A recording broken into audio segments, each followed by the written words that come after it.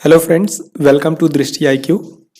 आज की वीडियो में हम लोग देखने वाले हैं 1 सितंबर 2021 की सबसे इम्पोर्टेंट करंट अफेयर्स। तो आज की वीडियो में हम लोग टोटल 10 क्वेश्चन देखेंगे जो आपके आने वाली परीक्षाओं में पूछे जा सकते हैं। ये क्वेश्चन काफ़ी ज़्यादा महत्वपूर्ण है, तो चलिए देखते हैं। सबसे पहला क्वेश्चन है, वासुदेव परांजपे का हाल ही में निधन हो गया। आपको बताना है वासुदेव परांजपे जो हैं ये किस खेल से जुड़े थे। इसका सही आंसर होगा ऑप्शन बी यानी कि क्रिकेट। तो वासुदेव परांजपे, जिनको वासु परांजपे के नाम से भी जाना जाता है, ये भारत के एक मशहूर क्रिकेट कोच थे और इन्होंने भारत के कई सारे अंतर्राष्ट्रीय खिलाड़ियों को ट्रेन किया है। इसके बाद अगला सवाल है, 31 अगस्त को किसने खादी इंडिया क्विज प्रतियोगिता का शुभारंभ किया। तो देश के ज़्यादातर लोग खादी का इस्तेमाल करें, इसके बारे में जागरूकता बढ़ाने के लिए हाल ही में क्विज प्रतियोगिता शुरू की गई है जिसका नाम है खादी इंडिया क्विज प्रतियोगिता।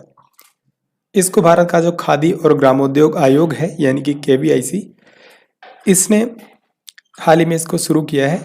तो आपको बताना है इसका शुभारंभ किसने किया है। इसकी शुरुआत की भारत के उपराष्ट्रपति M वेंकैया नायडू ने। तो ये एक क्विज प्रतियोगिता है जिसमें कई सारे क्वेश्चन पूछे जाएंगे और इसमें विनर्स को पुरस्कार दिए जाएंगे।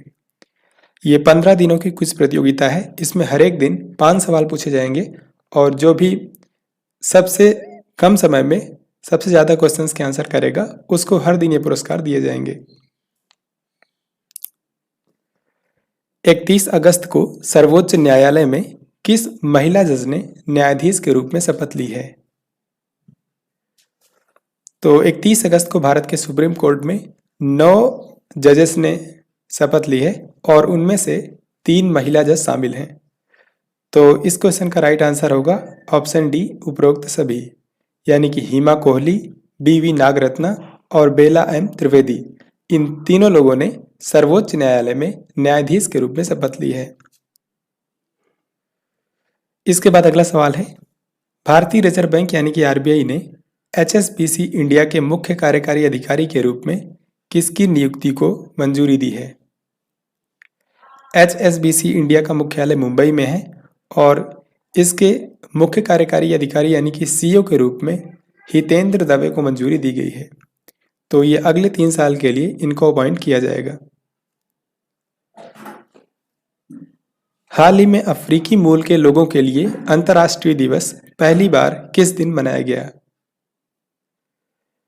अफ्रीकी मूल के लोगों के लिए अंतर्राष्ट्रीय दिवस इसी साल संयुक्त राष्ट्र द्वारा पहली बार मनाया गया है और ये मनाया गया 31 अगस्त 2021 को। सो इसका आंसर होगा ऑप्शन डी। कोविड-19 के दौरान अपने पति को खोने वाली महिलाओं के लिए किसने मिशन वात्सल्य शुरू किया है।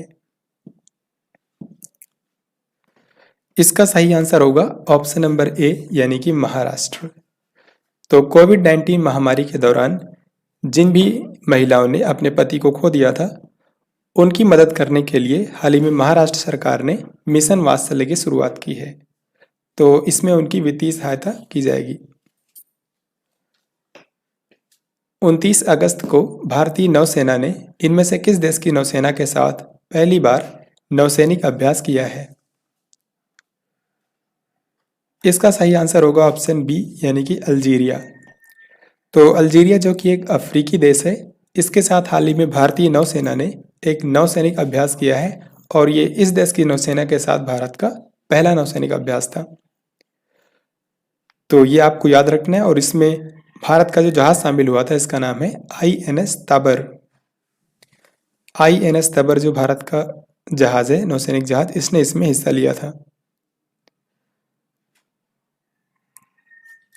टोक्यो पैरा ओलंपिक 2020 में हाई जंप पर मरियप्पन थंगावेलु ने कौन सा पदक जीता है। तो जैसा कि आप जानते हैं, टोक्यो में, जापान की राजधानी टोक्यो में पैरा ओलंपिक गेम्स का आयोजन किया जा रहा है और इसमें कई सारे भारतीय खिलाड़ियों ने मेडल जीते हैं।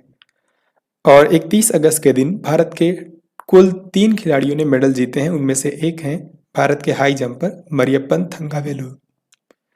तो मरियप्पन थंगावेलु ने कौन सा पदक जीता है ये आपको बताना है। इन्होंने रजत पदक यानी कि सिल्वर मेडल जीता है। सो आंसर हो जाएगा ऑप्शन बी। हाई जंपिंग की जो T63 प्रतियोगिता थी, T63 जो क्लास थी, उसमें इन्होंने भारत के लिए सिल्वर मेडल जीता है। इन्होंने 1.86 मीटर छलांग लगाकर भारत के लिए ये सिल्वर मेडल जीता है।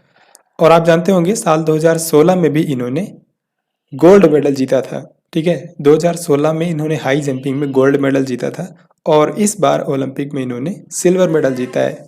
तो इस तरीके से मरियप्पन थंगावेलु के पैरा ओलंपिक गेम्स में 2 मेडल हो गए हैं, 2016 में गोल्ड मेडल और अब की बार टोक्यो 2020 में सिल्वर मेडल। अब यहाँ पर फिर से अगला सवाल टोक्यो पैरा ओलंपिक से है। आपको बताना है कि हाई जंप पर शरद कुमार ने कौन सा पदक जीता है। तो जैसा कि मैंने आपको अभी बताया इवेंट के बारे में कि हाई जंप की जो T63 कैटेगरी की इवेंट हुई थी, उसमें भारत के मरियप्पन थंगावेलु ने सिल्वर मेडल जीता था 1.86 मीटर की छलांग लगाकर। और इसी प्रतियोगिता में, इसी इवेंट में भारत के हाई जंपर शरद कुमार ने 1.83 मीटर की छलांग लगाकर इसका कांस्य पदक जीता था। तो इसी इवेंट में भारत ने 2-2 मेडल जीते। मरियप्पन थंगावेलु ने सिल्वर मेडल और शरद कुमार ने कांस्य पदक। तो इस क्वेश्चन का सही आंसर हो जाएगा कांस्य पदक। शरद कुमार ने कांस्य पदक यानी कि ब्रॉन्ज मेडल जीता है। इसके बाद अगला सवाल है और ये आज का आखिरी सवाल है। टोक्यो पैरालंपिक 2020 में निशानेबाज सिंहराज अधाना ने कौन सा पदक जीता है। तो सिंहराज अधाना भारत के एक शूटर हैं, पैरा एथलीट हैं। इन्होंने कौन सा मेडल जीता है इस बार के पैरालंपिक में, ये आपको बताना है। इन्होंने कांस्य पदक जीता है। राइट आंसर होगा ऑप्शन सी। पुरुषों की जो 10 मीटर एयर पिस्टल स्पर्धा थी, उसमें इन्होंने भारत के लिए कांस्य पदक जीता है क्योंकि ये तीसरे स्थान पर रहे थे।